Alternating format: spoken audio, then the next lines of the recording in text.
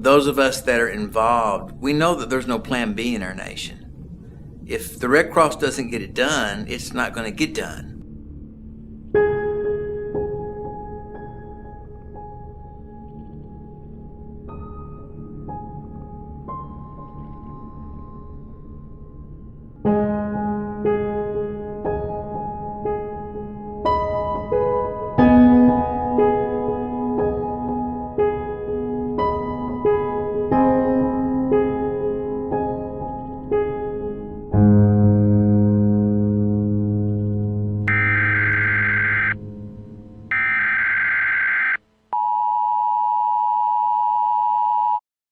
The National Weather Service has issued a hurricane warning for the Texas coast from Port Mansfield to Matagorda, a storm surge. We are talking about a flooding situation unlike something they have ever seen.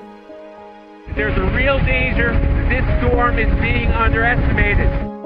The rain and the damage has made rescue operations difficult. Harvey's rains keep coming. The waters keep rising. Thousands of people are in need of rescuing.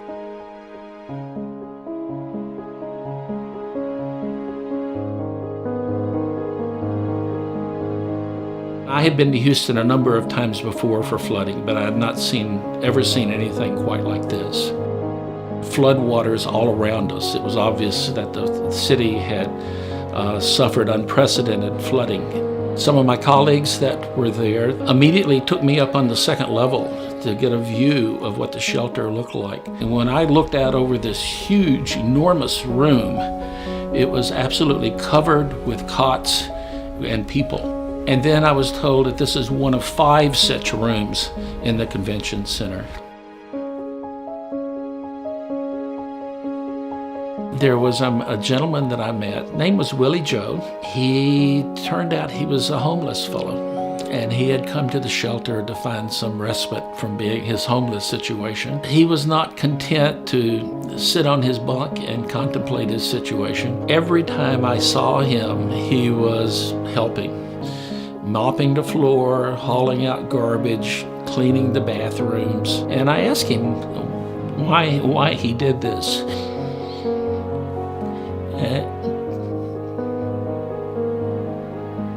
And his response to me was that I just want to be useful.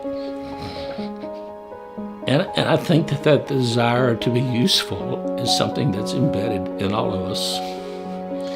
And it's just the major reason that so many people come out to help in these type of situations. I can remember the time beginning to sense that Irma was coming. I could feel the air pressure.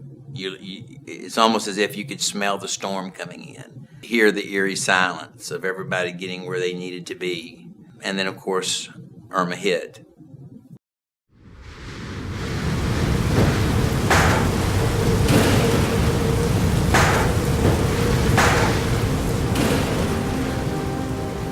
This hour, Fort Myers is getting absolutely ripped apart. There's a giant vacuum sucking everything out. It's going to be a long road. There's a lot of damage. I can remember a large pole being pulled up out of the ground and going through one of the windows. I remember one person thinking that they could open up the door, all the doors in the hallway opening up at one time, and there being this huge vacuum and this gentleman literally being sucked out the door. You come to a new appreciation of just the strength and power of a hurricane. Volunteers begin to come in there to the Disaster Operations Center weeping, and you understand how significant the impact is. There's been volunteers that have just been giants in my eyes. Kathy Maloney is one of those. She served as our facility manager. I found out that when Irma had hit, that her home had been destroyed. And I ran to Kathy as quick as I could.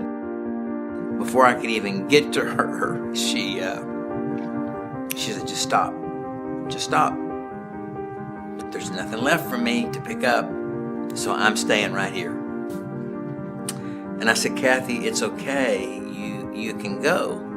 And she said, there's nothing for me to do there. She said, but I'm not leaving the people that need me. And she said, I'm not leaving you. I'll never forget that moment.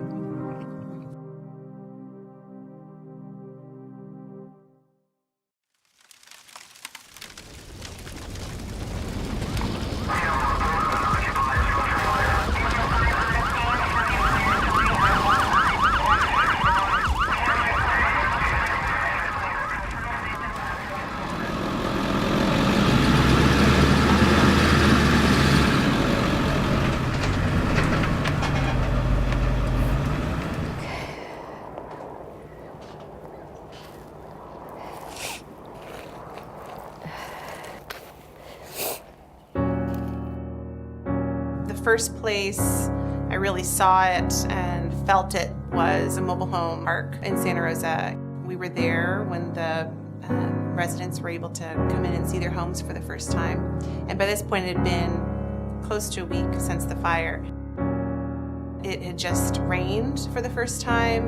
The smell was really strong. It was very toxic, all the chemicals from the stuff being melted. It was just really, really intense, so much so that we got a headache after half an hour. It was all gray, all black, very deserted and eerie. It was like a wasteland. Helping a mother dig through the ashes in her home, trying to find her son's urn with his ashes in it. Digging through ashes to find ashes was really hard, and we couldn't find it. It's just devastation. It's like this pit in your stomach. There's just nothing left. It's a very dark feeling.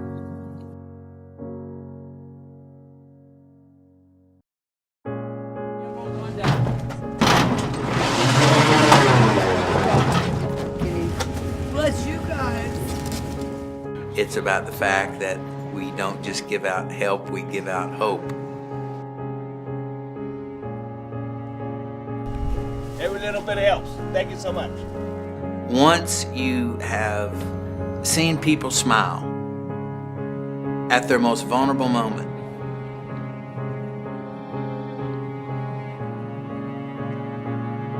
and you know that really you're all they got.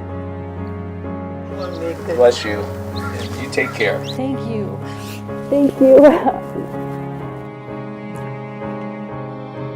What gets better than that? A stretching and learning experience that